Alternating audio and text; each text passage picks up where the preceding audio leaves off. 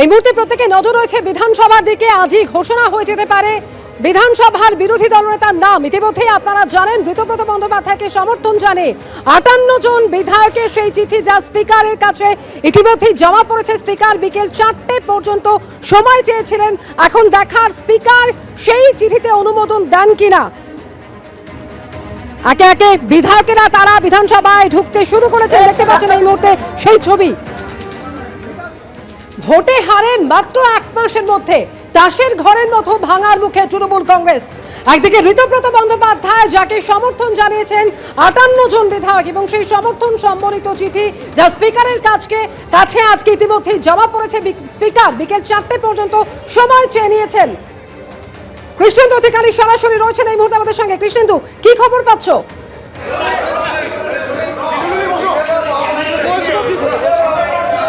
দেখো, যে ঘর বিরোধী দলনেতার ঘর, বিরোধী দলনেতার যে ঘর এতদিন বন্ধ ছিল, সেই প্রচন্ড ভিড়, সেই ঘরে বিরোধী দলনেতার ঘর খুলে দেওয়া হয়েছে এবং ঋতব্রত বন্দ্যোপাধ্যায় বিরোধী দলনেতার চেয়ারে বসেছেন। আমরা সেই ছবি দেখতে পাচ্ছি সরাসরি। বিরোধী দলনেতার চেয়ারে বসেছেন ঋতব্রত বন্দ্যোপাধ্যায়। পাশে সমর মুখোপাধ্যায়, জাভেদ খান, শিউলি সাহা, একাধিক বিধায়ক, সব মিলিয়ে গুলাম রব্বানি, সবাই আছেন। কি বলবেন, এটা কি বলবেন? এটা পালাবদল না না, আমরা টিএমসিতে আছি। এলওপি আমরা রীতিবর্তকে করেছি। আপনাদের এলওপি তো ঋতব্রত বন্দ্যোপাধ্যায়। হ্যাঁ, তাই উনি তো টিএমসিতে আছেন। আছেন। হ্যাঁ, টিএমসি আমাদের দলের নাম, আমরা টিএমসি করেছি, টিএমসি করব। কিন্তু বিরোধী দলনেতা যেটা মমতা বন্দ্যোপাধ্যায় তৈরি করা, সেগুলো তো আপনারা মানছেন না। আপনি কি স্পিকারের কাছ থেকে স্বীকৃতি পেয়েছেন? আমরা যখন দেখলাম যে বারবার ভুল হচ্ছিল, তো লাস্টে আমরা রীতিবর্তকে আমরা এলওপি হিসাবে আমরা ইলেক্ট করেছি। কানাইয়ালাল আগরওয়াল উত্তরবঙ্গের বিধায়ক দীর্ঘদিনের। কি বলবেন? হ্যাঁ, আজকে আমরা 60 জন বিধায়ক, তার মধ্যে 2 জন পরবর্তীকালে চলে গেলেন, ওনাদের আমিদুর রহমান সাহেব আর রতনবাবু। আমরা আজকে স্পিকারের কাছে বিধানসভায় যিনি দলনেতা হবেন তার নাম এবং চিফ হুইপ ওনার নামটা আজকে আমরা দিলাম। আপনারা 60 জন সই করেছেন বলছেন? 58 জন না, 60 জনই সই করেছে। 60 জন। হ্যাঁ, অর্থাৎ আরও একটা নতুন তথ্য জানা গেল, 60 জন সই করেছেন, কানাইয়ালাল আগরওয়াল বলছেন। আমরা দেখতে পাচ্ছি সুযোগ পাইনি, যেটা দল হেরে যাওয়ার পর সুযোগ দিচ্ছে। আমি মনে করেছি যে এই মুহূর্তে নেত্রী মমতা বন্দ্যোপাধ্যায়, তিনি আমাদের অ্যাডভাইস করবেন। স্লোগান তৃণমূল কংগ্রেস জিন্দাবাদ। তিনি অ্যাডভাইস করুন, উপদেষ্টা হিসেবে থাকুন, আমাদের কাজ করতে দিন। এলাকার ডেভেলপমেন্ট, বাঁচা এলাকার ডেভেলপমেন্ট সবটাই এটা থাকা উচিত। এই স্পেস বিরোধী অবস্থায় আমাদের থাকা উচিত। আজকে আমরা বিরোধী দলনেতা হিসেবে আমরা ঋতব্রত বন্দ্যোপাধ্যায় এবং আমাদের চিফ হুইপ হয়েছে। কি তৃণমূলের মধ্যে বিদ্রোহ? না, বিদ্রোহ বলবেন না। আমরা নেত্রীকে দিনের প্রথম থেকে রাত্রি পর্যন্ত, আর জীবনের রাজনীতি শুরু হয় নেত্রী ছাড়া আমরা কাউকেই জানি না। কিন্তু যখন দেখি যে অন্য কেউ, কারুর হাতে দলটা চলে গেছে বা তার নির্দেশিকায় আমাদের চলতে হচ্ছে, তখন তো আমাদের এই স্টেপ নিতে হয়েছে। অভিষেক বন্দ্যোপাধ্যায় বুঝতেই পারছেন সবাই, আজকে 60 জন বিধায়ক একই কথা বলছে। আমাদের সিএলপি লিডার বলছে, অর্থাৎ সবাই ভেতরে আজকে বলতে চান। কিছুক্ষণের মধ্যে সাংবাদিক বৈঠক হবে, সরাসরি আমরা সেই সাংবাদিক বৈঠক দেখব।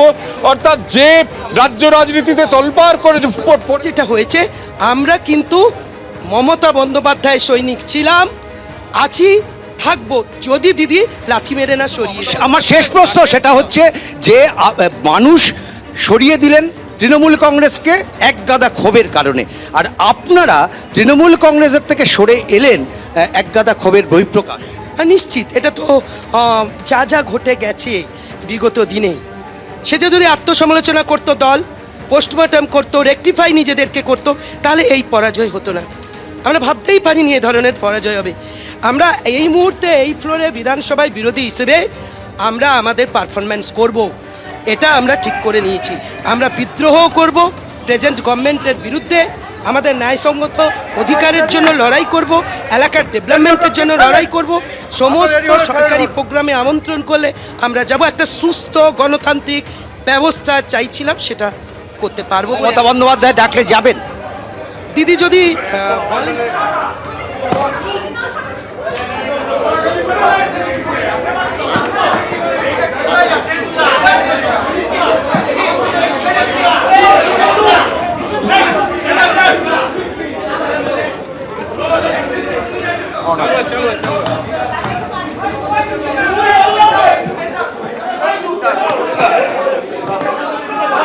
আজ আমরা শুরু করতে পারি।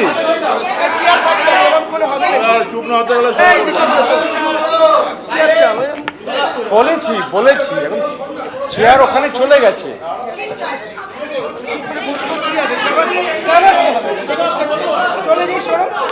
আচ্ছা, আপনারা বললে শুরু করতে পারি।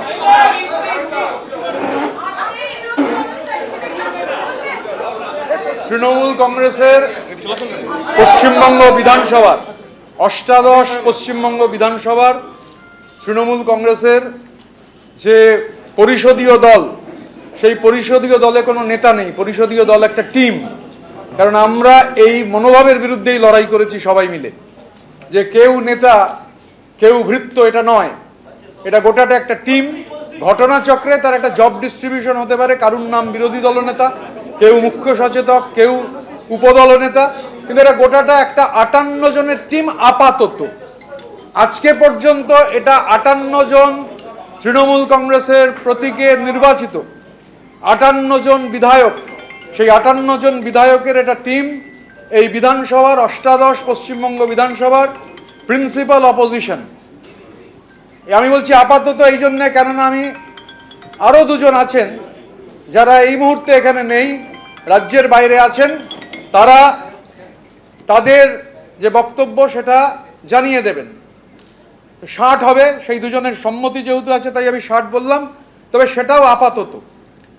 আমি এখানে আমাদের বর্ষিয়ান নেতা, আমাদের সবার অভিভাবক, বহুবারের বিধায়ক শ্রদ্ধেয় শ্রী সমর মুখার্জি এখানে উপস্থিত রয়েছেন, আমাদের সঙ্গে কানাইয়ালাল আগরওয়াল রয়েছেন, আমাদের সঙ্গে রাজ্যের প্রাক্তন মন্ত্রী শ্রী গোলাম রব্বানি রয়েছেন, আমাদের নিয়ামতদা রয়েছেন, নিয়ামত শেখ, আমাদের ইমানি বিশ্বাস রয়েছেন।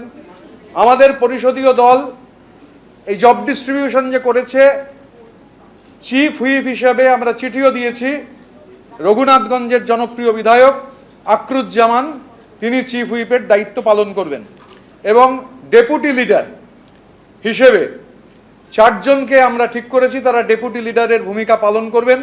রাজ্যের প্রাক্তন মন্ত্রী, বহুবারের বিধায়ক, বর্ষিয়ান রাজনীতিবিদ শ্রী জাভেদ আহমেদ খান, রাজ্যের প্রাক্তন মন্ত্রী শ্রীমতী সাবিনা ইয়াসমিন, রাজ্যের প্রাক্তন মন্ত্রী শ্রীমতী শিউলি সাহা এবং সন্দীপন সাহা, এরা 4 জন ডেপুটি লিডারের হিসেবে ভূমিকা পালন করবেন। এবিপি আনন্দ, এগিয়ে থাকে, এগিয়ে রাখে।